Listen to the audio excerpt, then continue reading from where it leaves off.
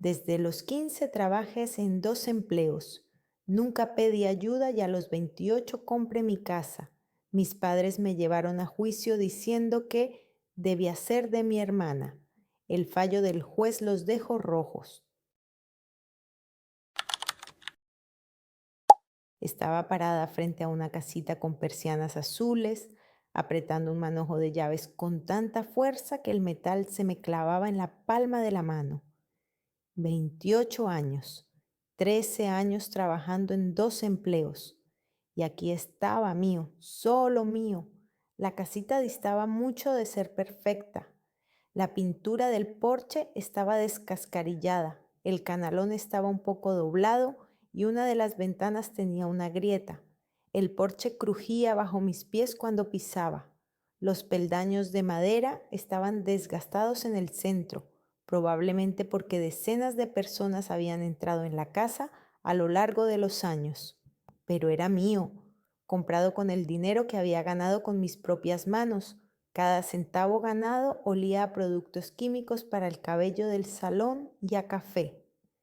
Abrí la puerta y entré, sintiendo cómo la tensión de 13 años finalmente se liberaba de mis hombros. Pasé a la pequeña cocina donde los anteriores propietarios habían dejado un viejo frigorífico que zumbaba como un tractor. El papel pintado de las paredes tenía rayas amarillas y en una esquina se había despegado. Sobre la cocina colgaba una vieja campana extractora cubierta de una capa de grasa vieja y dejé las llaves sobre la encimera. Todo eso era mío. 15 años. Fue entonces cuando comprendí que a nadie le importaba y que tendría que luchar sola por mi vida. Recuerdo aquella noche con mucha claridad. Estábamos sentados a la mesa de la cocina, mi madre, mi padre, Vivian y yo. Mi hermana mayor acababa de terminar el instituto y se iba a matricular en la universidad para estudiar contabilidad. Mis padres discutían cuánto tendrían que pagar por la matrícula, la residencia y los libros de texto. Mi padre pasaba el dedo por los números y fruncía el ceño. Mi madre jugueteaba nerviosamente con una cucharilla. Yo escuchaba y pensaba en mi futuro. Aún me quedaban 3 años para graduarme, pero ya soñaba con la universidad, con mi profesión, con lo que sería, quizás profesora o veterinaria. Siempre me han gustado los animales. Papá se recostó en la silla y dijo: bueno, tendremos que apretarnos el cinturón, pero Vivian lo vale.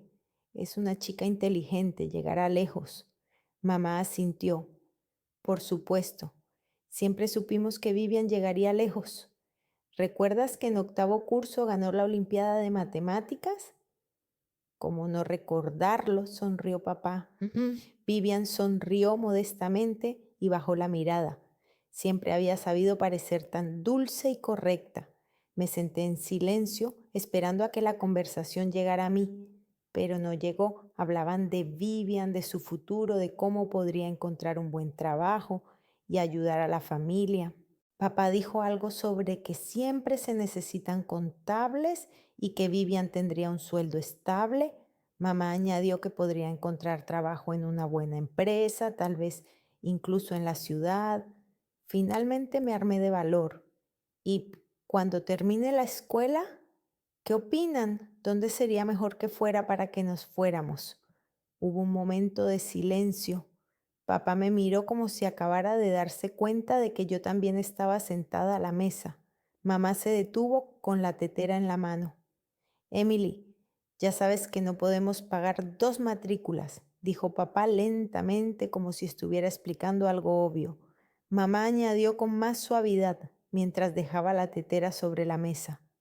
Vivian lo necesita más, cariño. Tiene aptitudes para las matemáticas. Y tú, bueno, ya sabes, tú eres más creativa, quizás encuentres otra cosa. No tiene por qué ser la universidad, ¿verdad? Vivian estaba sentada enfrente y miraba su plato. No me defendió, ni siquiera me miró.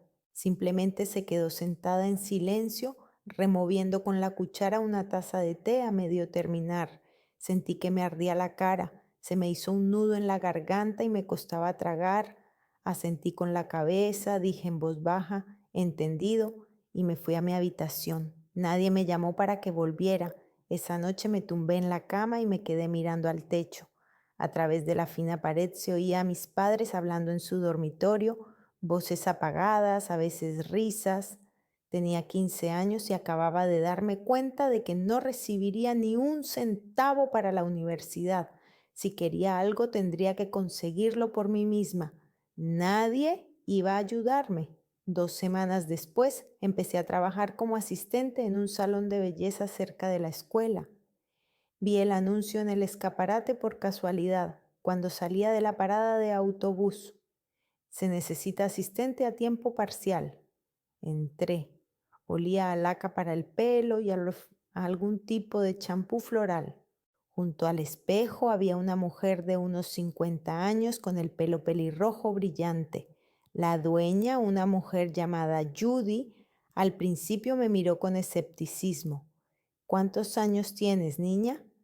15, pero soy muy trabajadora y necesito mucho este trabajo. Judy accedió a contratarme los sábados y después de clase lavaba los lavabos, barría el suelo de montones de pelo cortado, llevaba café a los clientes y lavaba toallas en una pequeña lavandería en el patio trasero.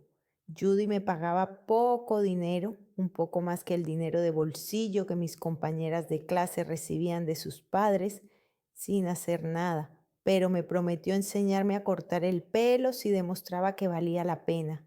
Lo demostré todos los días. A los 18 años mis padres me dijeron que era hora de irme, no aceptaron ninguna excusa. Vivian terminó la universidad y regresó a casa buscando trabajo. Necesitaba mi habitación, más grande y más luminosa. Mamá lo dijo durante la cena entre dos bocados. Papá solo asintió con la cabeza y siguió comiendo. Metí mis cosas en dos bolsas, ropa, algunos libros, una foto de mi abuela, que murió cuando yo tenía 12 años. Me fui sin despedirme. Alquilé una habitación diminuta en la casa de la anciana viuda, la señora Clark, que alquilaba habitaciones a estudiantes y a quienes no podían permitirse nada mejor. La habitación era diminuta con una ventana que daba a la pared ciega de ladrillo de la casa de al lado, pero allí estaba mi cama, una mesita y un armario, y nadie me decía que estaba de más allí. Empecé a trabajar como camarera en el turno de noche en un restaurante de carretera. Para entonces, Judy ya me había permitido cortar el pelo a los clientes e incluso me había subido el sueldo, me había convertido en una auténtica peluquera, aunque sin título. Trabajaba día tras día, año tras año, el turno de mañana en la peluquería, el de noche en el restaurante. A veces trabajaba 14 horas al día. Mis manos olían a tinte para el pelo y a patatas fritas. Me dolían los dedos y me latían las piernas de cansancio de estar todo el día de pie. Casi no veía a mi familia.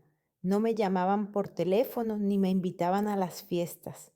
Una vez me encontré con mi madre en el supermercado, me saludó, me preguntó cómo estaba, pero la conversación duró 2 minutos. Luego miró el reloj y dijo que tenía prisa. Yo existía en algún lugar al margen de sus vidas, lejos y desapercibida, pero ahorraba dinero. Cada dólar, cada centavo durante 10 años ahorré para mi casa. Miraba los anuncios de venta de casas y soñaba. Y aquí está la mía. La compré en una subasta por deudas, un pequeño anuncio en el periódico, un trámite rápido, la firma de los documentos. Nadie quería esa casita a las afueras de la ciudad. Yo fui la única que presentó una solicitud. Incluso me bajaron el precio y me sobró algo de mis ahorros. Estaba de pie en la cocina vacía y sentía como algo se rompía dentro de mí, como el hielo viejo en el río en primavera. Lo había conseguido yo sola, sin su ayuda, sin su aprobación, sin su amor. Una semana después tenía el día libre. Me desperté tarde a las 10 de la mañana, lo cual era un lujo increíble. Preparé café en la vieja cafetera turca que había traído de la habitación de la señora Clark y pensé en lo que iba a comprar para la casa. Llamaron a la puerta, me sobresalté, no esperaba a nadie. Pensé que quizá eran los vecinos que habían decidido venir a saludarme. En la puerta estaba el cartero con un gran sobre amarillo. ¿Emily Creswell? Sí. Firme aquí. Firmé. Cogí el sobre y cerré la puerta. Volví a la cocina y dejé el sobre la encimera. Lo abrí. Dentro había una citación judicial. Leí el texto 1, 2, 3 veces. Las palabras se difuminaban ante mis ojos. Mis padres y Vivian me habían demandado. Exigían que le cediera la casa a Vivian, alegando que le pertenecía por derecho de propiedad familiar, ya que anteriormente había sido propiedad de su exmarido Curtis Dahmer. Curtis Dahmer ni siquiera sabía su apellido. Vivian se había casado hacía unos 5 años, pero yo no había asistido a la boda ya que no me habían invitado. Se habían divorciado hacía 1 o 2 años y me enteré por casualidad a través de Judy que lo había oído de alguien en el salón de belleza. Algo sobre que Curtis se había metido en deudas, pero quieren quitarme mi casa, la casa que compré legalmente, la casa por la que trabajé durante 13 años. Eso era más importante. Al día siguiente fui a casa de mis padres. No llamé por teléfono, simplemente llegué en autobús y llamé a la puerta. Mi madre abrió la puerta, me vio y se sorprendió por un momento, como si hubiera olvidado que tenía una segunda hija. ¿Emily? ¿Qué haces aquí? Necesito hablar con vosotros, con todos. Dudó un momento y luego me dejó entrar. La casa no había cambiado, el mismo sofá en la sala de estar, marrón con los reposabrazos desgastados, el mismo olor a perfume de mamá y a tabaco de papá.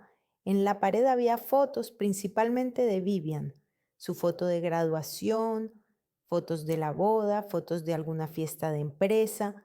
No había ninguna foto mía. Papá estaba sentado en un sillón con el periódico.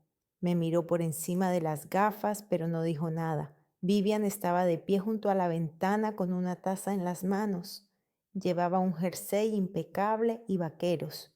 Parecía salida de un catálogo. Puse los documentos judiciales sobre la mesa. ¿Hablas en serio? Papá ni siquiera miró los papeles. Dobló el periódico, se quitó las gafas y las limpió con el borde de la camisa. ¿Es justo, Emily? Esa casa debe pertenecer a Vivian. La compré en una subasta legalmente. Vivian se dio la vuelta. Parecía más mayor de lo que yo recordaba. Tenía ojeras y el rostro cansado. Había perdido el brillo que siempre había tenido. Sabías que era nuestra casa, la casa de los Curtis. La compraste a propósito para hacernos daño. Su voz era llorosa, lastimera. No podía creer lo que estaba oyendo. Ni siquiera sabía que había pertenecido a tu exmarido.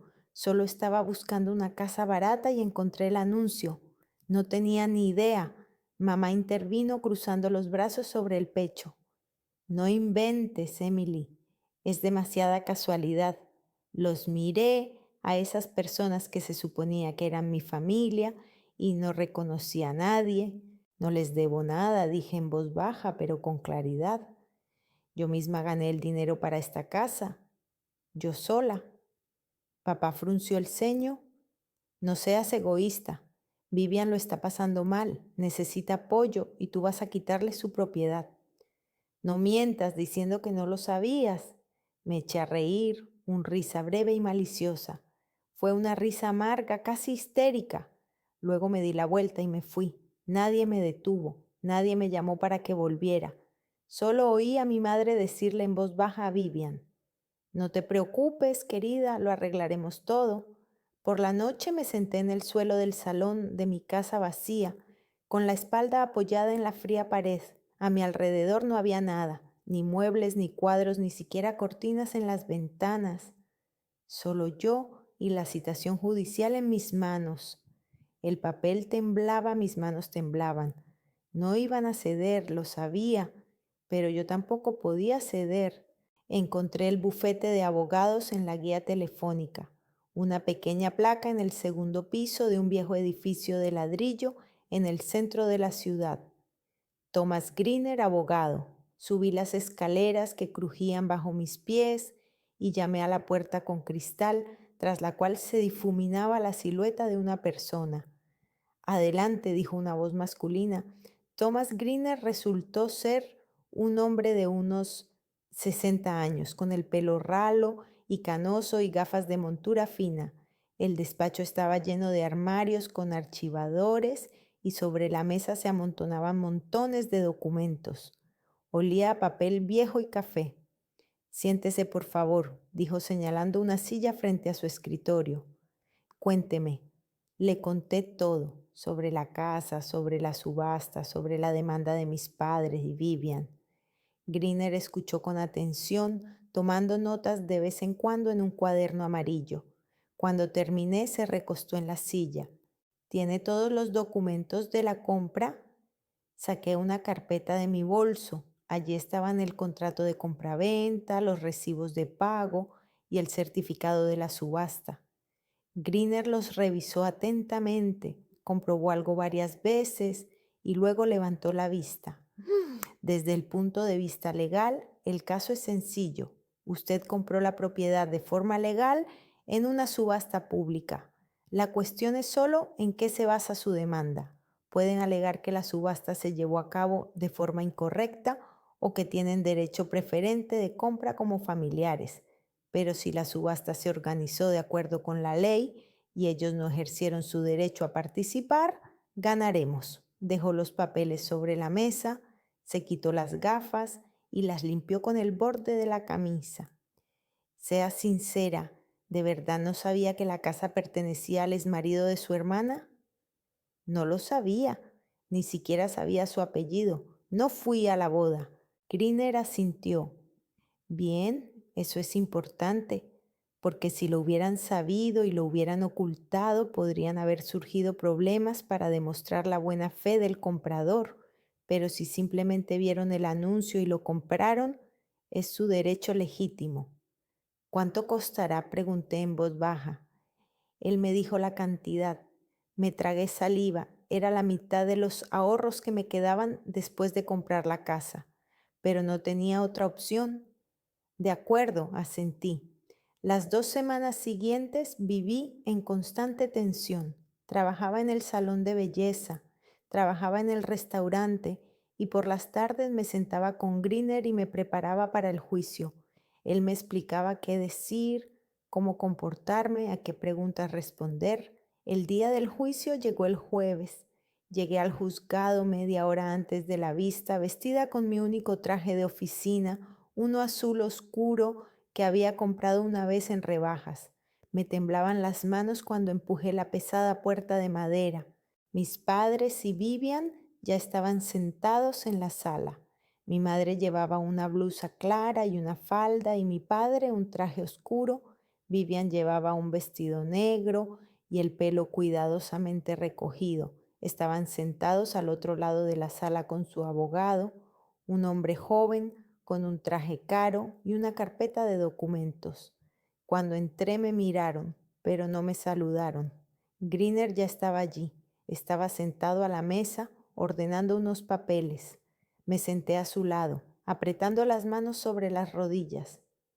Tranquila, me dijo en voz baja. Tenemos todas las basas.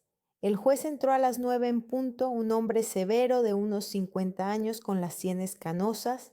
Todos se pusieron de pie. Comenzó la sesión.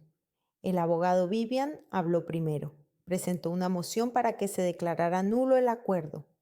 Su señoría, afirmamos que la subasta se llevó a cabo con violaciones del procedimiento. En primer lugar, el plazo de publicación del anuncio de la subasta fue insuficiente. Mi clienta no tuvo tiempo de enterarse de la venta de los bienes que anteriormente pertenecían a su familia. En segundo lugar, existe un conflicto de intereses. La demandada es pariente cercana de la demandante y tuvo acceso a la información sobre la subasta antes que el público en general. En tercer lugar, creemos que el precio de venta fue demasiado bajo, lo que indica una posible conspiración. Sentí que mi corazón latía con fuerza. Greener permaneció tranquilo tomando notas. El juez lo miró. ¿La defensa tiene alguna objeción? Greener se levantó. Su señoría, sobre cada punto.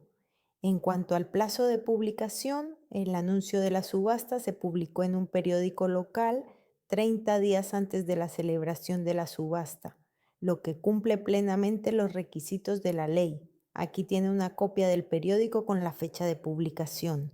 Le entregó el documento al secretario del tribunal. En cuanto al conflicto de intereses, mi clienta no tenía acceso a información que no estuviera disponible para otros ciudadanos. Ella vio el anuncio público al igual que cualquier otra persona. No trabaja en los organismos que llevaron a cabo la subasta, ni tiene vínculos familiares con los organizadores. El hecho de que sea hermana de la demandante no crea un conflicto de intereses en este caso. En cuanto al precio, el precio inicial de la subasta fue determinado por un tasador de acuerdo con el valor de mercado de la propiedad, teniendo en cuenta su estado. Mi clienta fue la única participante en la subasta. Si la demandante consideraba que el precio era demasiado bajo, tenía la oportunidad de participar en la subasta y ofrecer una cantidad más alta. El abogado Vivian le interrumpió. Mi clienta no tenía la capacidad financiera para participar en la subasta. Greener se volvió hacia él. Entonces no habría tenido la posibilidad de comprar la casa bajo ninguna circunstancia. La ley no prevé la transferencia gratuita de bienes por motivos familiares o afectivos. El juez golpeó el martillo. Continúe, señor Greener. Su señoría, la demandante, no puede impugnar el acuerdo solo porque no le gusta el resultado. La subasta se llevó a cabo legalmente. Mi clienta actuó dentro de sus derechos. Solicitamos que se desestime la demanda. El juez miró los documentos. ¿Tiene la demandante pruebas de irregularidades en la subasta? ¿Hechos concretos, no suposiciones? El abogado Vivian hojeó los papeles buscando algo. Su señoría, podemos aportar pruebas de que la demandada conocía la relación familiar. El conocimiento de la relación familiar no constituye una infracción de la ley, interrumpió el juez. La cuestión es si la subasta se llevó a cabo de acuerdo con el procedimiento. ¿Tiene pruebas de infracciones procedimentales? El abogado guardó silencio un momento y luego dijo, no, su señoría, pero... Entonces el tribunal no ve motivos para declarar nulo el acuerdo, dijo el juez, dejando los papeles sobre la mesa. La subasta se llevó a cabo legalmente. El anuncio se publicó a tiempo y la demandada adquirió la propiedad en una subasta pública. Se desestima la demanda, golpeó con el martillo. Todo terminó tan rápido que no lo comprendí de inmediato. Greener dijo en voz baja, enhorabuena, ha ganado. Sentí como algo se liberaba en mi interior. Mis padres y Vivian se levantaron. La cara de mi madre estaba roja, mi padre parecía enfadado. Vivian lloraba y se secaba los ojos con un pañuelo. Su abogado les explicaba algo en voz baja, pero vi como mi padre hacía un gesto con la mano como diciendo que no hacía falta. Salieron de la sala sin siquiera mirarme. Salí del edificio del tribunal y por primera vez en semanas sentí que podía respirar profundamente. Se había acabado, por fin, pero eso solo fue el principio. Un mes después recibí una nueva citación. Apelación. Habían presentado una apelación. Estaba sentada en la cocina con los papeles en las manos y no podía creerlo. Llamé a Greener. Lo han vuelto a hacer. ¿Cómo pueden? Su voz era tranquila. Tienen derecho a apelar, pero no se preocupe, la decisión del tribunal de primera instancia fue correcta. El tribunal de apelación lo confirmará, pero su voz no me tranquilizaba. Yo entendía que eso significaba otro juicio, más dinero para el abogado, más nervios. El segundo juicio fue aún más difícil. El tribunal de apelación se celebraba en una sala más grande con 3 jueces, 2 hombres y una mujer. El ambiente era más formal, más frío. El abogado Vivian intentó otro enfoque. Su señoría, no impugnamos la legalidad de la subasta. Llamamos la atención del tribunal sobre el hecho de que la demandante no fue debidamente informada de la subasta. La casa era anteriormente propiedad conyugal y aunque el matrimonio se había disuelto, la demandante tenía el derecho moral de saber de la venta. El juez principal, un hombre canoso y de rostro severo, lo interrumpió. El derecho moral no es una categoría jurídica. ¿Era la demandante propietaria de los bienes en el momento de la subasta? No, pero ¿tenía motivos legales para reclamar los bienes? El abogado se quedó callado un momento. Legalmente no, pero desde el punto de vista de la justicia, el tribunal se rige por la ley, no por ideas abstractas sobre la justicia, dijo la jueza. Continúe. Llamaron a Vivian al estrado. Prestó juramento con voz temblorosa. Su abogado le preguntó: explique al tribunal por qué esta casa es tan importante para usted.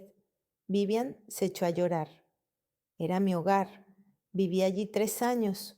Cuando lo perdimos por las deudas, pensé que podría recomprarlo más adelante. Estuve ahorrando dinero, pero mi hermana, ella lo compró y ahora no tengo nada. Es mi única oportunidad de tener una vida normal. Griner se levantó. Señora Dalmer, ¿afirma que estaba ahorrando dinero para comprar la casa? Sí. ¿Cuánto había ahorrado en el momento de la subasta? Vivian se sintió desconcertada. Yo, unos 5,000. El precio inicial en la subasta era de 20,000. Incluso si hubiera participado en la puja, no habría podido comprarlo, ¿no es así? Ella guardó silencio. Responda a la pregunta, dijo el juez principal. Sí, susurró Vivian, pero podría haber pedido un préstamo. Podría, pero no lo hizo. En cambio, contrata a un abogado y va a juicio. ¿Cuánto pagó por los servicios legales? El abogado de Vivian se levantó. Protesto, eso no viene al caso. Se acepta la protesta, asintió el juez. Señor Griner, vaya al grano.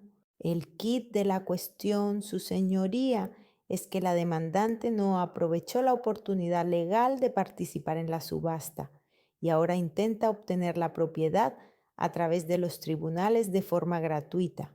La ley no funciona así. El tribunal de apelación confirmó la sentencia. Volví a ganar, el juez dijo brevemente. El tribunal de primera instancia aplicó correctamente las normas de la ley. No hay motivos para revocar la sentencia. Se desestima la apelación. Salimos del edificio del tribunal. Era un frío día de octubre. El viento soplaba las hojas amarillas de los árboles. Mis padres y Vivian salieron detrás de mí, pasándome por alto como si fuera un espacio vacío. Me despedí de Griner en la entrada cuando oí una voz detrás de mí. ¿Emily? Me di la vuelta. Delante de mí había un hombre de unos 35 años, con una chaqueta de cuero gastada y vaqueros. Tenía el rostro delgado, con barba de varios días y el pelo oscuro, un poco largo. Parecía cansado y un poco peligroso. Sí, soy Curtis Dalmer, el exmarido de Vivian. Retrocedí involuntariamente un paso. Griner se puso en guardia a mi lado. ¿Qué quiere?, pregunté. Curtis levantó las manos en señal de reconciliación. Tranquila, solo quiero hablar. Sobre la casa. No tenemos nada de qué hablar. Escucha, dio un paso hacia mí. Olía a cigarrillos y algo fuerte, quizá aceite de máquina. Sé que el tribunal falló a tu favor, no lo discuto, pero esa casa significa mucho para mí. Quiero comprártela. Miré a Griner, él asintió levemente con la cabeza, como diciendo: escúchale. ¿Cuánto pagaste por ella?, preguntó Curtis. ¿20,000? 22. Bien, te daré 12, en efectivo, en una semana. No podía creer lo que oía. ¿12? ¿Por una casa que compré por 22? Escucha, ahora mismo estoy en una situación complicada. 12 es todo lo que puedo darte, pero es rápido, sin papeles, sin preguntas. Entendí a qué se refería. Efectivo, sin preguntas. Eso significaba algo turbio. No, dije con firmeza. La casa no está en venta. El rostro de Curtis se ensombreció. Apretó los dientes y los músculos de su rostro se tensaron. Te arrepentirás. ¿Es eso una amenaza? Intervino Greener sacando su teléfono. Puedo llamar a la policía ahora mismo. Curtis lo miró y luego volvió a mirarme a mí. Había algo frío y cruel en sus ojos. Es una advertencia. Piénsatelo bien mientras tengas tiempo. Se dio la vuelta y se dirigió a la vieja camioneta que estaba aparcada cerca. El motor rugió y el coche salió bruscamente del aparcamiento con un chirrido de neumáticos. Lo miré mientras se alejaba, sintiendo un escalofrío recorriendo mi espalda. No le hagas caso, dijo Greener guardando el teléfono. Solo está enfadado. Pero si vuelve a molestarla, llama inmediatamente a la policía y a mí. Asentí, pero la sensación de inquietud no me abandonaba. Las palabras de Curtis daban vueltas en mi cabeza. Te arrepentirás. Los días siguientes trabajé como de costumbre. El salón, el restaurante, la casa. Intenté no pensar en Curtis, en sus amenazas, pero por la noche dormía mal. Me despertaba con cada ruido. El viernes por la noche trabajé en el restaurante hasta tarde. El turno fue duro, el local estaba lleno, no paraban de llegar pedidos. Un cliente se enfadó porque la sopa estaba fría y no dejó propina. Cuando por fin salí a la 1 de la madrugada, apenas podía mantenerme en pie. Volvía a casa en mi vieja bicicleta, ya que no tenía coche. La carretera estaba desierta, solo pasaba algún coche de vez en cuando. El viento frío me atravesaba la chaqueta. Pedaleaba pensando solo en poder irme a la cama por fin. Cuando giré hacia mi calle, vi algo extraño. En el aire se sentía un olor fuerte y acre, humo. Aceleré el paso, mi corazón comenzó a latir más rápido. Cuando llegué a mi casa, lo vi. Cerca de la entrada trasera, donde había una pequeña terraza, las llamas ardían. El fuego ya había alcanzado 1 metro de altura, lamía la pared de madera y el humo negro se elevaba hacia el cielo. Dejé la bicicleta y corrí hacia la casa gritando: ¡Fuego! ¡Ayuda! ¡Fuego! Las ventanas de las casas vecinas comenzaron a iluminarse. El vecino de la casa de enfrente, un hombre de unos 40 años llamado Dave, se asomó a la ventana, vio las llamas y desapareció inmediatamente en el interior. 1 minuto después, salió corriendo con un extintor en pijama y botas de goma. «Apártate», me gritó. Empezó a apagar el fuego con espuma blanca. Yo me quedé allí de pie, impotente, apretando las manos, viendo cómo las llamas se apagaban lentamente. En algún lugar lejano sonó una sirena. Alguien ya había llamado a los bomberos. El camión de bomberos llegó en 5 minutos, rojo con luces intermitentes que cortaban la oscuridad. Los bomberos salieron corriendo, desenrollaron la manguera y comenzaron a apagar los restos del fuego. El agua silbaba sobre las tablas calientes, levantando nubes de vapor. Yo me quedé en la calle, abrazándome a mí misma, mirando. Los vecinos salían de sus casas, se reunían en grupos y susurraban. Alguien me echó una manta por los hombros. 20 minutos después, el fuego estaba completamente extinguido. El jefe del equipo de bomberos, un hombre corpulento con bigote, inspeccionó el lugar.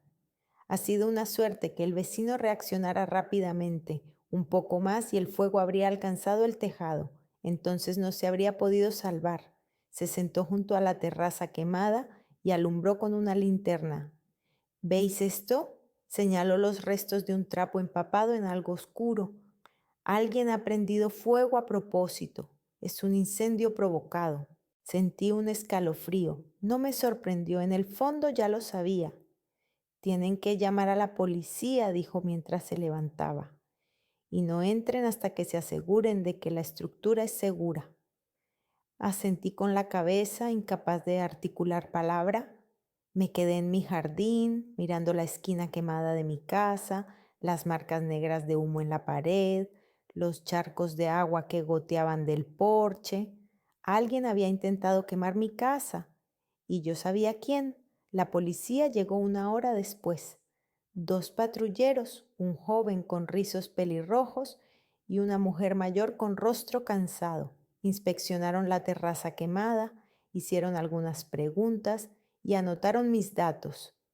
¿Tiene alguna sospecha de quién pudo haberlo hecho?, preguntó la mujer policía sin apartar la vista de su libreta. Quería hablar de Curtis, de sus amenazas en el juzgado, pero algo me detuvo. ¿Y si me equivoco? ¿Y si fue otra persona? No, respondí. No lo sé. La policía asintió con la cabeza y cerró la libreta. Bien, redactaremos un informe y pasaremos el caso a los detectives. Si recuerda algo, llámenos. A la mañana siguiente llamé a un técnico para que evaluara los daños. La terraza estaba completamente destruida, parte de la pared quemada. Había que hacer reparaciones. El técnico me dio el presupuesto, $2,000. Sentí como se me encogía el corazón. No tenía tanto dinero. Todo lo que me quedaba después de comprar la casa y pagar al abogado se había ido en lo más necesario. Fui a trabajar al salón. Judy se dio cuenta enseguida de que algo iba mal. Emily, tienes muy mal aspecto. ¿Qué ha pasado? Le conté lo del incendio. Me abrazó y me apretó contra su pecho.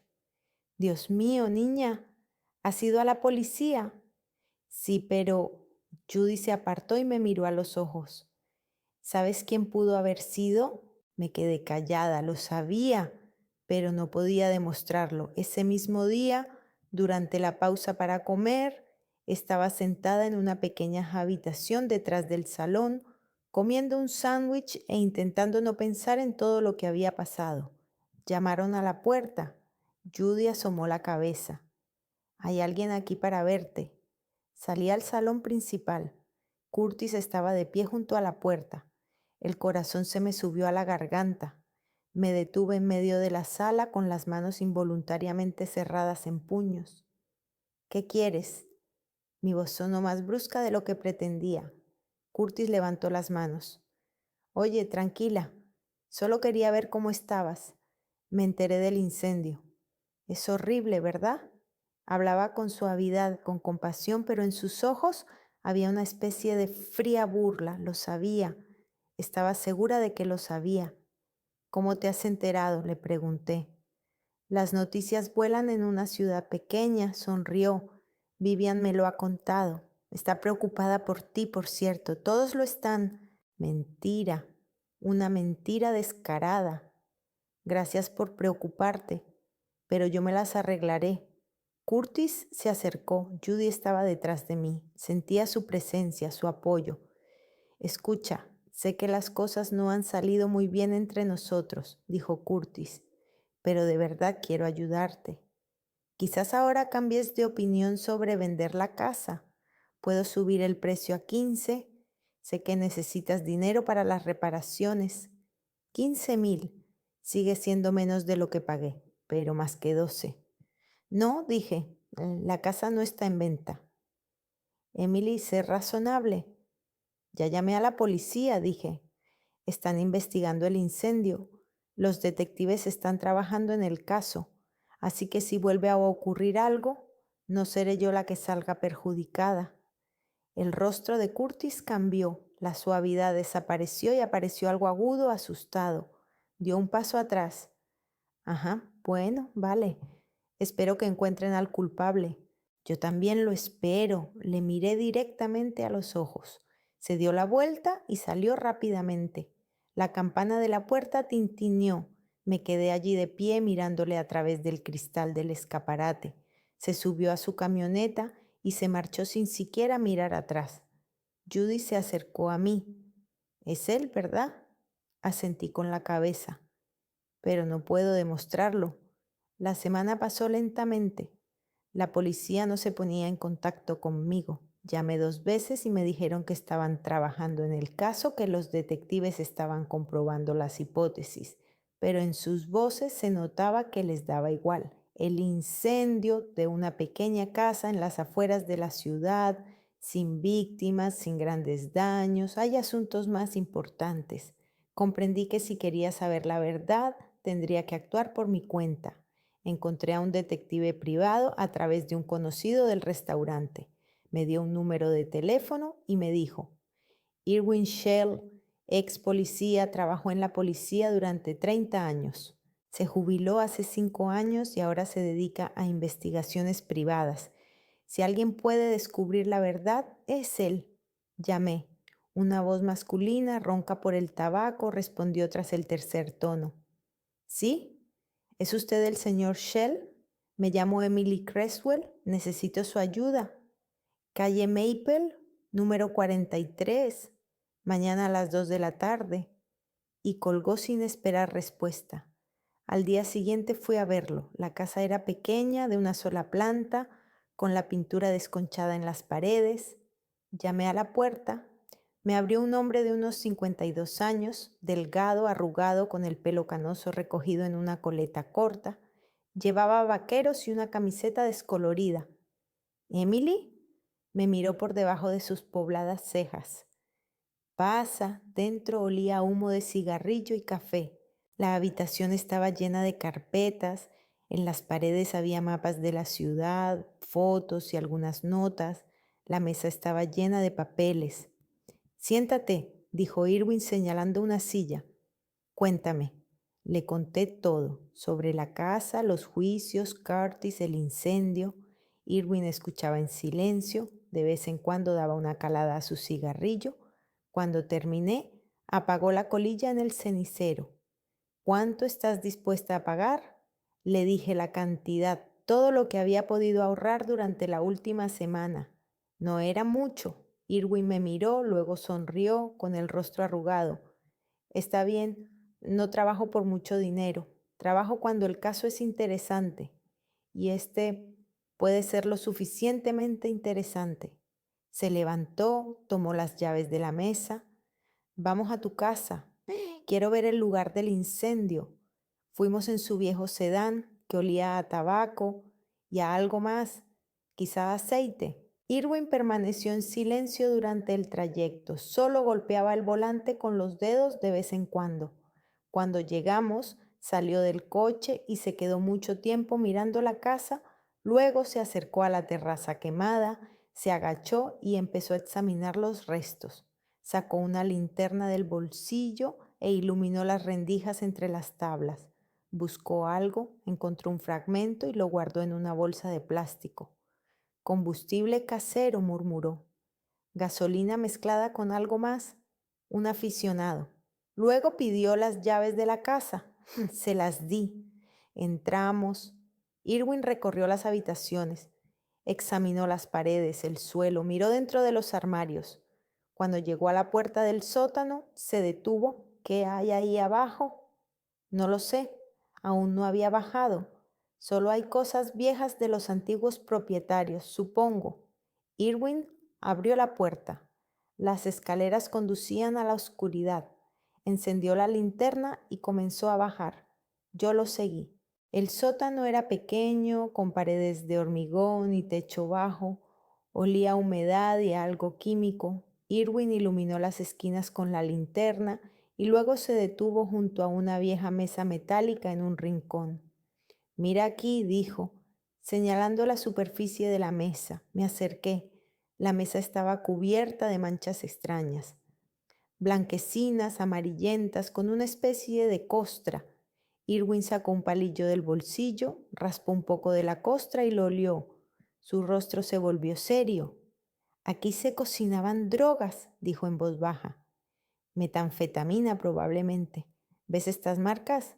Son restos de productos químicos. Y aquí iluminó con la linterna un rincón donde había varios bidones de plástico vacíos. Están los recipientes para los reactivos.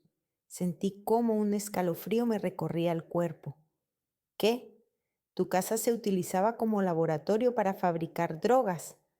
Irwin se enderezó. Hay que llamar a la policía, esto es grave. No podía moverme.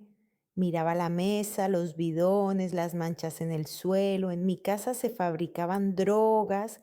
Irwin ya había sacado el teléfono y estaba llamando. Hablaba de forma breve y concisa, daba la dirección. Luego se volvió hacia mí. Subamos arriba, es mejor no tocar nada aquí. Subimos y nos sentamos en la cocina esperando a la policía. Me senté, abrazándome a mí misma, tratando de asimilar lo que había oído. Drogas. En mi casa. La policía llegó rápidamente. Esta vez no eran patrulleros, sino detectives, dos hombres vestidos de civil, uno alto, otro bajo, ambos con rostros cansados. Bajaron al sótano con Irwin y pasaron allí alrededor de una hora. Cuando subieron, el detective alto dijo: tomaremos muestras para analizarlas, pero puedo confirmar de antemano que aquí había un laboratorio. Probablemente funcionó durante unos meses, no más. ¿Quién pudo haber hecho esto?, pregunté. Probablemente el anterior propietario, Curtis Dalmer. Lo comprobaremos.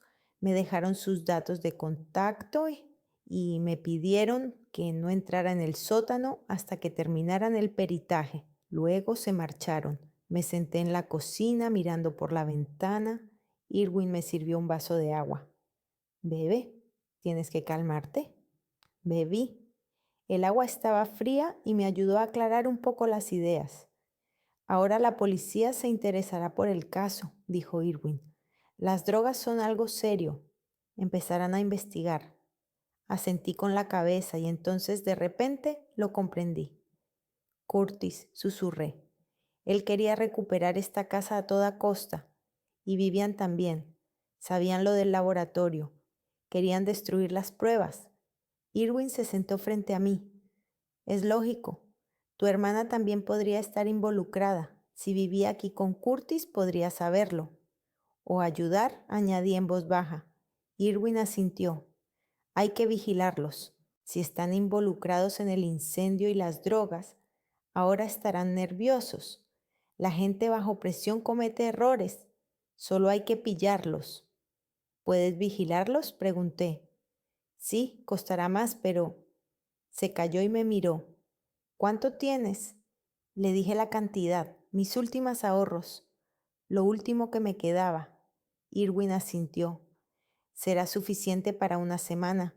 Vigilaré a tu hermana y a su ex. Si están tramando algo, lo descubriré. Los días siguientes se hicieron eternos. Trabajaba, volvía a casa e intentaba no pensar en que debajo de mis pies, en el sótano, se cocinaban drogas. La policía se llevó muestras para analizarlas y dijo que los resultados estarían en una semana. Irwin llamó 2 veces, brevemente, solo para decirme que todo estaba bajo control, que él estaba vigilando. Intenté llevar una vida normal, pero cada ruido, cada sombra fuera de la ventana me hacía sobresaltar. La noche del viernes, mi teléfono sonó a las 3 de la madrugada. Me desperté con el sonido repentino y cogí el teléfono. En la pantalla apareció el nombre: Irwin Shell. ¿Hola? Mi voz estaba ronca por el sueño. Emily, la voz de Irwin sonaba agitada. Grabé su conversación. Tienes que escucharla y lo entenderás todo. Me senté en la cama con el corazón latiendo más rápido. ¿Qué? ¿Dónde estás? Voy para allá. Prepárate. Lo que he oído lo cambia todo. Colgó. Me quedé sentada en la oscuridad, apretando el teléfono, esperando. Irwin llegó 20 minutos después. Tuve tiempo de vestirme y preparar café. Cuando llamaron a la puerta, abrí inmediatamente. Estaba en el umbral con una pequeña grabadora en la mano, el rostro gris de cansancio. Pasa, dije, apartándome. Nos sentamos a la mesa de la cocina. Irwin puso la grabadora entre nosotros y se sirvió café de mi cafetera. He estado siguiendo a Vivian toda la noche, comenzó, envolviendo sus manos alrededor de la taza caliente. Fue a un bar a las afueras de la ciudad, el que está cerca de la autopista. Estuvo allí una hora bebiendo algo, nerviosa. Luego llegó Curtis. Se subieron a su coche, aparqué cerca y coloqué un micrófono debajo de su ventana. La calidad no es perfecta, pero se oye todo. Pulsó el botón de reproducción. Al principio solo se oía ruido, el motor, música lejana, luego la voz de Vivian, aguda, presa del pánico. Curtis, la policía ha estado en su casa. Seguro que han encontrado algo. Me lo ha dicho mi madre, me ha llamado y me ha dicho que han venido detectives. La voz de Curtis más grave, irritada. Cálmate. No demostrarán nada. ¿Cómo que no demostrarán nada? Tú mismo dijiste que podían quedar rastros. Prometiste que lo habías limpiado todo. Limpié todo lo que pude, pero ese sótano, no tuve tiempo de limpiarlo bien cuando el banco se llevó la casa. Pausa. Se oye un crujido como si alguien se moviera en el asiento. Había que haberlo quemado enseguida. La voz de Vivian temblaba. No había que esperar. Lo intenté, pero esa estúpida terraza no quería arder bien y luego llegaron los bomberos. Dios mío, Curtis, si la policía empieza a investigar, llegarán hasta mí. Yo estaba allí, lo sabía, me encarcelarán. Tú no hiciste nada, solo limpiabas de vez en cuando te lo pedía. Eso no es un delito. Pero yo lo sabía.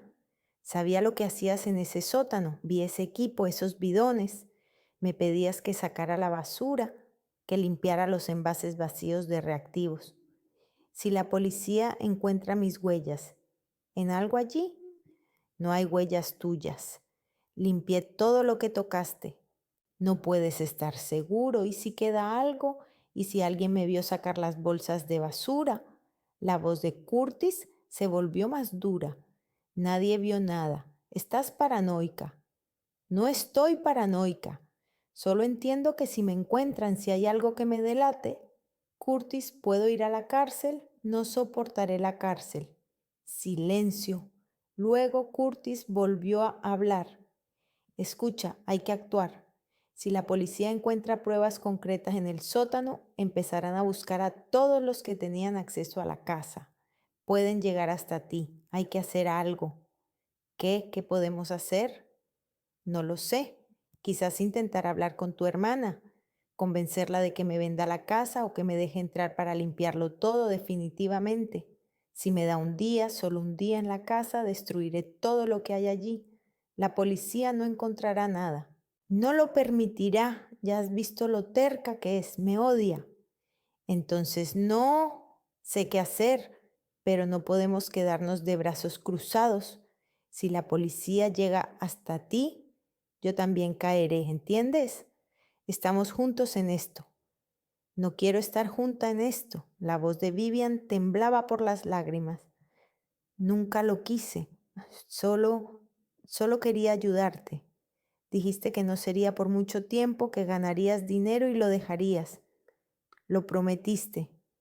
Sé lo que prometí, pero todo salió mal. La grabación se interrumpió. El ruido del motor, el portazo de una puerta. Silencio. Irwin apagó la grabadora. Me quedé sentada, inmóvil. Me zumbaban los oídos. Vivian lo sabía. Quizás no cocinaba las drogas ella misma, quizás no las vendía, pero lo sabía, lo ocultaba y ayudaba a ocultarlo limpiando las huellas de su trabajo. Esto es, no encontraba las palabras. Esto es una prueba.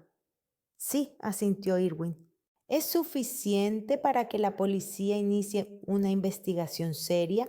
Ella confesará que sabía de la producción de drogas y que ayudó a ocultar las huellas, aunque no participara activamente, sigue siendo cómplice. Si les entregas la grabación, arrestarán a los dos, los interrogarán, empezarán a indagar más a fondo. Tu hermana recibirá una condena, quizá pequeña si el abogado es bueno, pero la recibirá. Miré la grabadora, un pequeño dispositivo negro que contenía una confesión que podía destruir la vida de mi hermana. ¿Qué vas a hacer?, preguntó Irwin en voz baja. No respondí de inmediato. Pensé, Vivian estaba involucrada, no tan profundamente como Curtis, pero involucrada. Sabía lo de las drogas, lo ocultó, limpió tras él, mintió a mis padres, los incitó en mi contra, litigó por la casa, y Curtis intentó quemar mi casa, no les debo nada. Pero era mi hermana, mi única hermana. Quiero hablar con ella, dije finalmente. Primero con ella, a solas. Irwin asintió. Es tu derecho, pero ten cuidado. Si se entera de la grabación, puede intentar hacer algo. Tendré cuidado. A la mañana siguiente le envié un mensaje a Vivian, breve, sin emociones. Necesito hablar contigo. Quedamos en la cafetería de Main Street a las 2 de la tarde. Es importante. La respuesta llegó una hora después. De acuerdo. Llegué a la cafetería 15 minutos antes de las 2. Era un local pequeño y acogedor, con mesas de madera y olor a pan recién horneado. Pedí un café, me senté junto a la ventana y esperé. Vivian apareció justo a las 2. Tenía mal aspecto, la cara demacrada, ojeras, el pelo recogido en un moño descuidado. Llevaba un jersey viejo y unos vaqueros desgastados en las rodillas. Se sentó frente a mí sin pedir nada. ¿Qué necesitas, Emily?, preguntó con voz cansada y sin emoción. Saqué el teléfono del bolsillo y lo puse sobre la mesa entre nosotras. En la pantalla había un icono de un archivo de audio. Tengo una grabación de tu conversación con Curtis de ayer de su coche.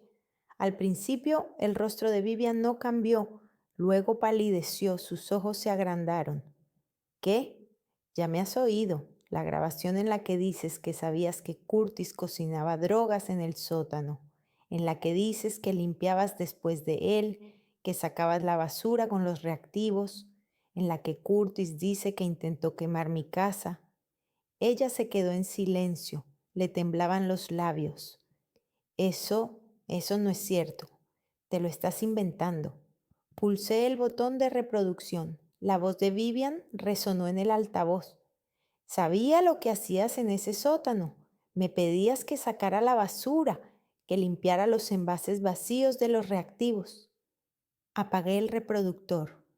Vivian se sentó apretando las manos sobre las rodillas, con el rostro enrojecido y los ojos llenos de lágrimas.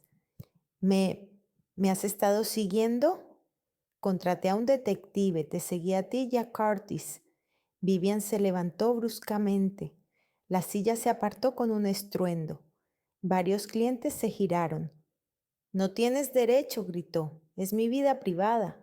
No he hecho nada malo, solo estaba ayudando a limpiar. Siéntate, le dije fríamente.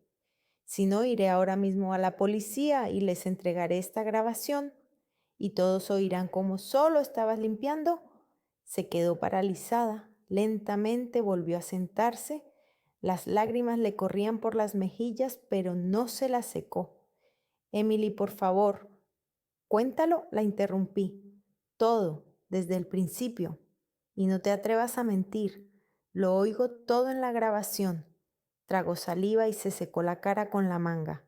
Le temblaban las manos. Curtis empezó a fabricar drogas hace unos 3 años. Al principio era algo pequeño para los amigos, decía él.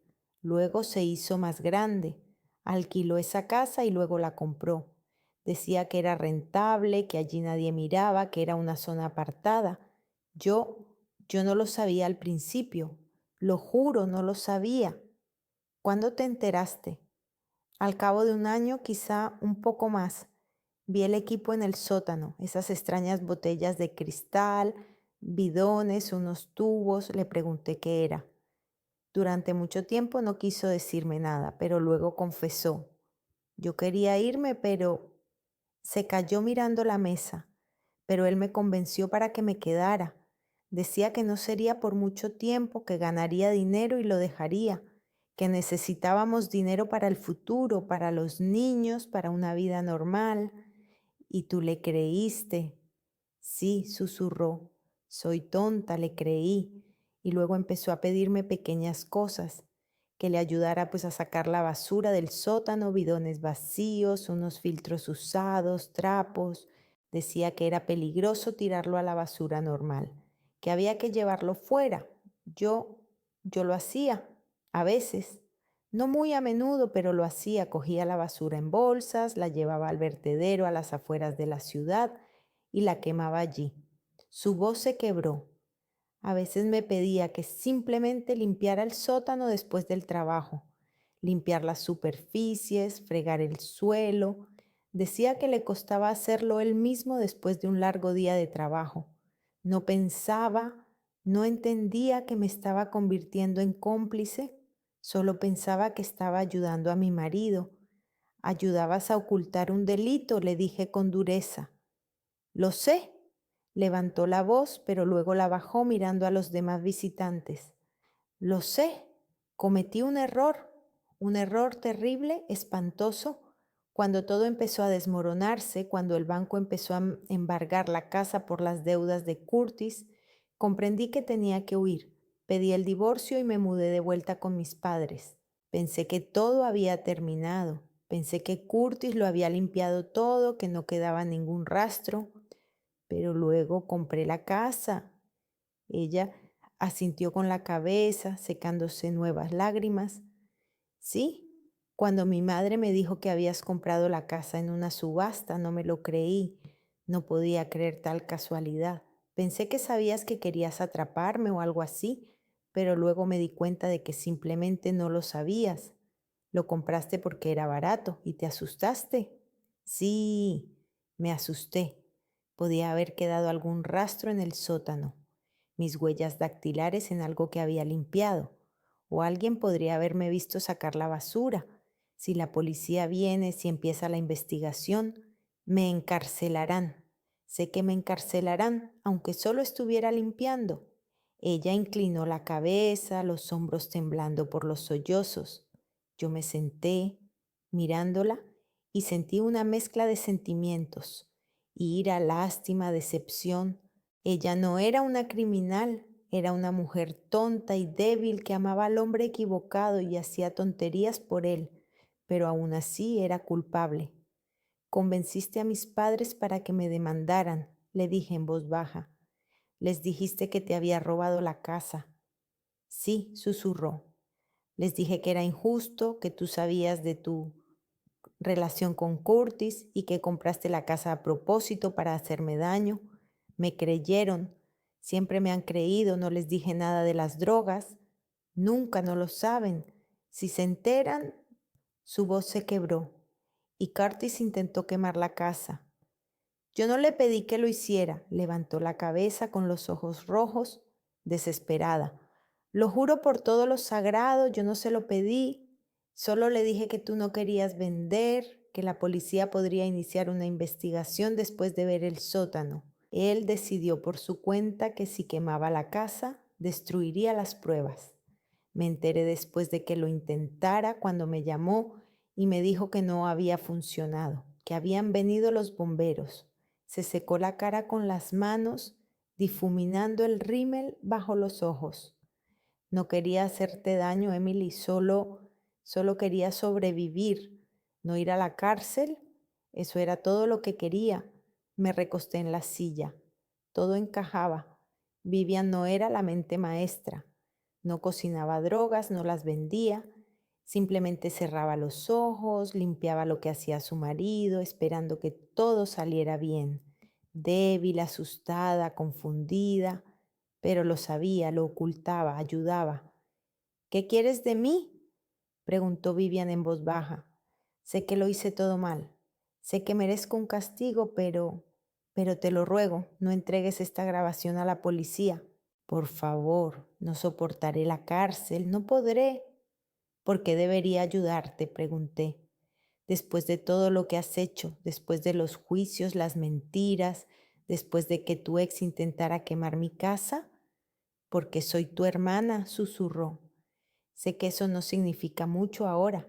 Sé que lo he estropeado todo entre nosotras. Pero por favor, haré todo lo que me digas. Todo. Si es necesario, se lo confesaré todo a nuestros padres. Si es necesario, te daré todo el dinero que tengo. Pero la policía no. Por favor. La miré, su rostro lloroso, sus manos temblorosas, la desesperación en sus ojos. Una parte de mí quería levantarse e irse, entregar la grabación a la policía, ver cómo se la llevaban esposada.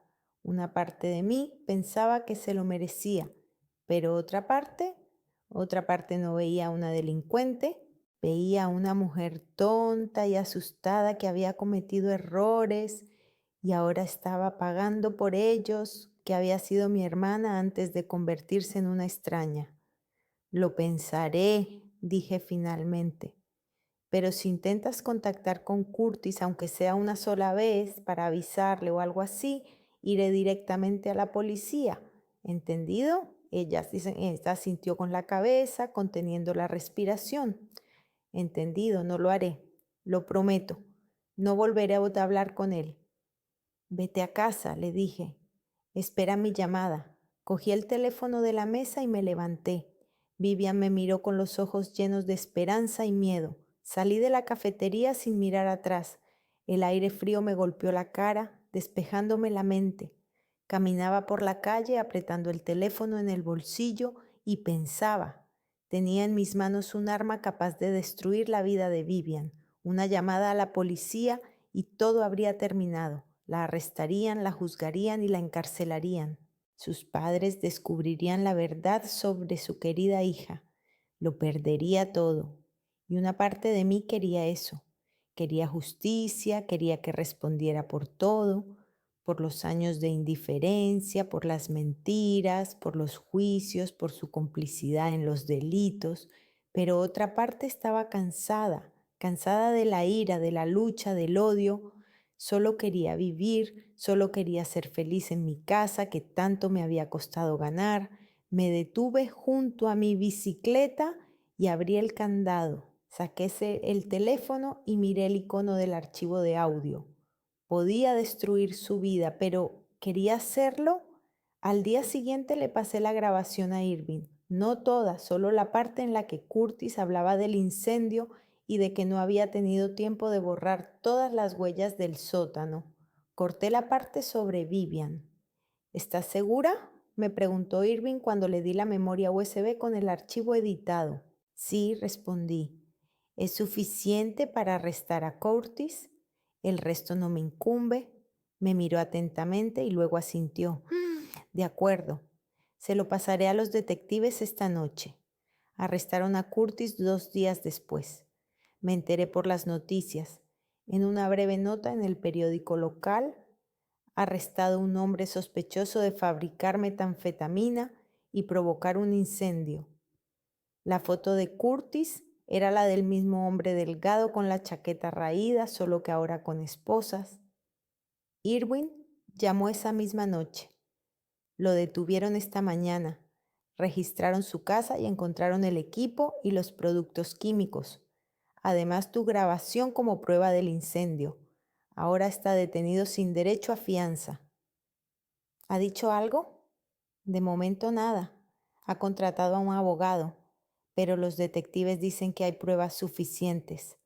Le caerán muchos años. Sentí un gran alivio. Por fin quien intentó quemar mi casa recibirá su castigo. Pero la tranquilidad no duró mucho. Una semana después, Irwin volvió a llamar. Emily, tenemos un problema. Curtis ha empezado a hablar, ha delatado a varios de sus cómplices, proveedores, compradores. Los detectives están contentos, pero quieren volver a tu casa para hacer otro registro, más minucioso, buscar pruebas de las conexiones de Curtis con otras personas. Mi corazón dio un vuelco. ¿Cuándo? No lo sé con certeza. Quizás en unos días, quizás en una semana. Están tramitando una orden de registro. Si hay algo allí, lo encontrarán. Les di las gracias y colgué. Me senté en la cocina mirando por la ventana. Si la policía registra la casa a fondo, pueden encontrar huellas de Vivian en algo del sótano o otras pruebas de su implicación. Y entonces todo lo que he intentado ocultar saldrá a la luz. El teléfono sonó a última hora de la noche. Vivian. Dudé si contestar, pero al final lo hice.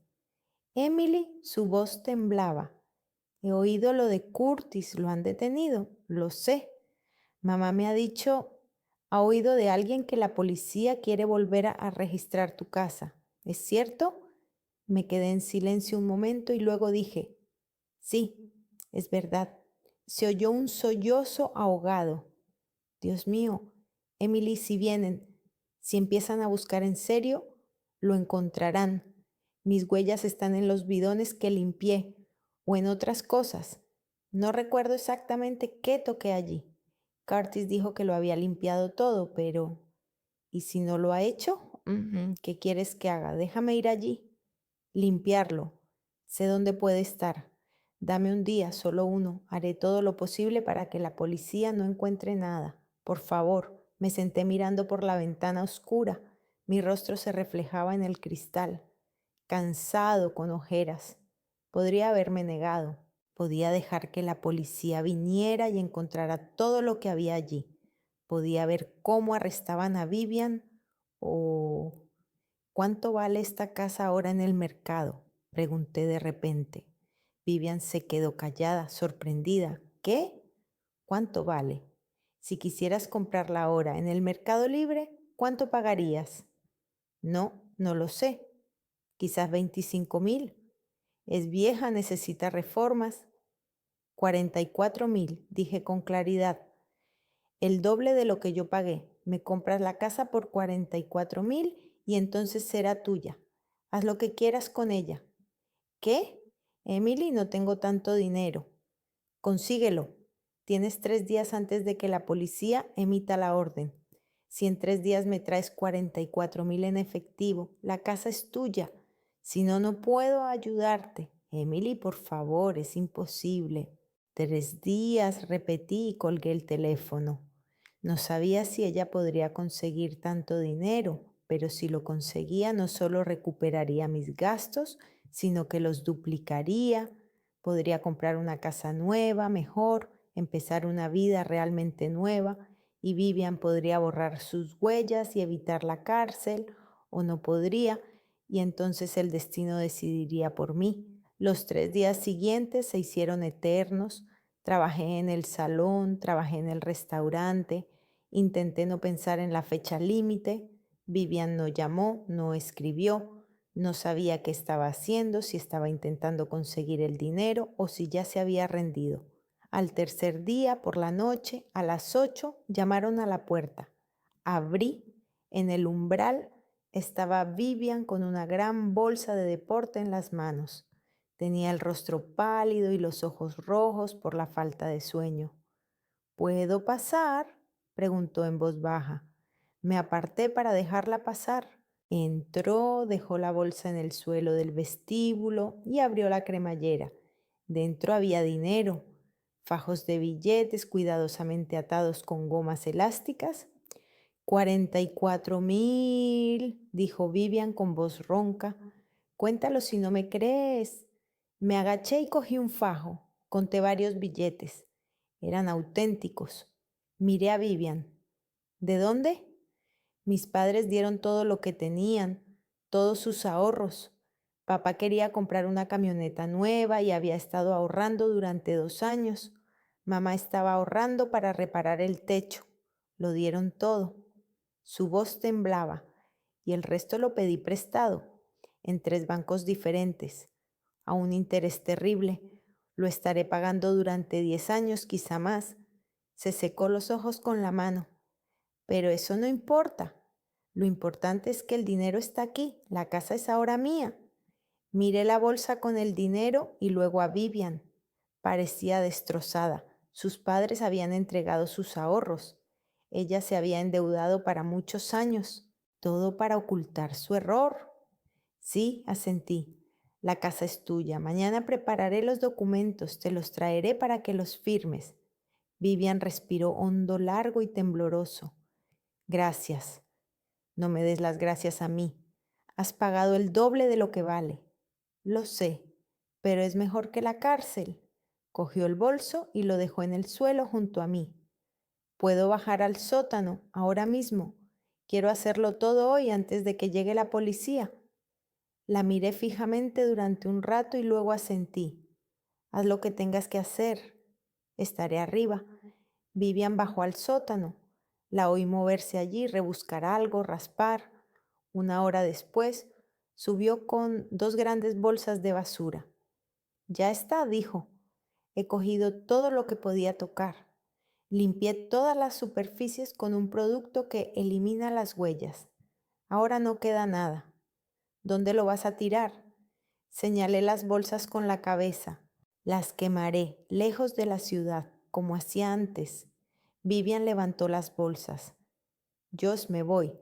Firmaré los documentos cuando los traigas. Y luego creo que no volveremos a vernos. Creo que tienes razón. Se dirigió a la puerta y se volvió en el umbral. Emily, lo siento de verdad por todo, porque mis padres no te quisieran tanto como a mí, por no haberte defendido, por todo. Lo sé, dije en voz baja, pero ya no importa. Salió. La puerta se cerró tras ella con un suave clic. Me quedé de pie en el vestíbulo vacío, mirando la bolsa de deporte llena de dinero, $44,000, el doble de lo que había pagado por la casa, suficiente para comprar algo mejor, para empezar una vida realmente nueva. A la mañana siguiente preparé todos los documentos, el contrato de compraventa, la transferencia de la propiedad.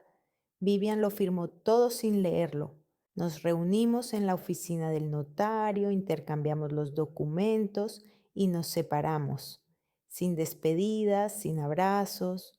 Una semana después vi un anuncio en el periódico. Se vende casa en las afueras de la ciudad. Barata. Necesita reformas. Era la misma casa. Vivian la estaba vendiendo. Evidentemente había hecho lo que quería, borrar todas las huellas, ¿sí? Y ahora se deshacía de ella lo más rápido posible. Intentaba recuperar al menos parte del dinero. Mis padres ya no llamaban, no escribían. Vi a mi madre una vez en el supermercado. Se dio la vuelta y se fue a otra sección, como si no me hubiera visto. No intenté alcanzarla. Busqué una nueva casa durante casi un mes. Revisé docenas de opciones. Unas eran demasiado caras, otras estaban en mal estado, otras estaban en barrios inadecuados. Hasta que la encontré. Estaba en el centro de la ciudad, en una calle tranquila con arces a lo largo de la acera, de 2 pisos, con paredes blancas y tejas azules en el techo, un pequeño jardín delante, un patio más grande detrás, un porche amplio con un columpio, ventanas grandes y luminosas. Costaba 40,000, pagué en efectivo, la mudanza me llevó una semana, no tenía muchas cosas, unas cuantas bolsas de ropa, libros, vajilla. Alquilé una pequeña furgoneta y lo transporté todo yo misma. Judy me ayudó a desempaquetar las cajas y trajo flores en macetas para la nueva casa. Este lugar te sienta bien, me dijo mientras observaba cómo colocaba las cosas en las nuevas estanterías. Pareces feliz. Me detuve y pensé, sí, parece que soy feliz. Pasé la primera noche en la nueva casa en el porche. Me senté en el columpio con una taza de café y contemplé cómo el sol se ponía tras los tejados de las casas vecinas. El cielo se tiñó de tonos rosados y anaranjados. En algún lugar cercano cantaban los pájaros. Los niños jugaban en la calle, sus risas resonaban por todo el barrio. Pensaba en todo lo que había pasado, en la casa que había comprado y perdido, en mi hermana que me había traicionado y luego había pagado por su libertad, en mis padres que nunca me habían querido tanto como a ella, en 13 años de trabajo, sudor y cansancio. No sabía si había hecho lo correcto, pero había comenzado una nueva vida sin pasado, sin una familia que no me apreciaba, sin la carga de las deudas pendientes. El café en la taza se había enfriado. Di el último sorbo y dejé la taza en el suelo de madera del porche. El columpio se balanceaba suavemente bajo mi peso. Curtis fue condenado a 8 años. Lo leí en el periódico. Vivian ya no apareció más en mi vida. A veces pensaba en ella, en cómo pagaría esos préstamos, en cómo viviría con lo que había hecho, pero esos pensamientos eran esporádicos y no duraban mucho. Mis padres perdieron todos sus ahorros. Mi padre nunca compró una camioneta nueva, mi madre no reparó el techo. Lo supe por Judy, que se enteró por alguien en la ciudad. No sentí pena por ellos. El sol se ocultó tras el horizonte, dejando tras de sí solo un cielo azul pálido con las primeras estrellas. Me levanté de la mecedora, cogí la taza vacía y entré en la casa, mi casa. Cerré la puerta con llave y apagué la luz del porche. Fui a la cocina, lavé la taza y la puse en el escurridor Miré por la ventana al patio oscuro donde se balanceaba silenciosamente la rama de un manzano. Era libre, por fin. Después de tantos años, por fin era libre.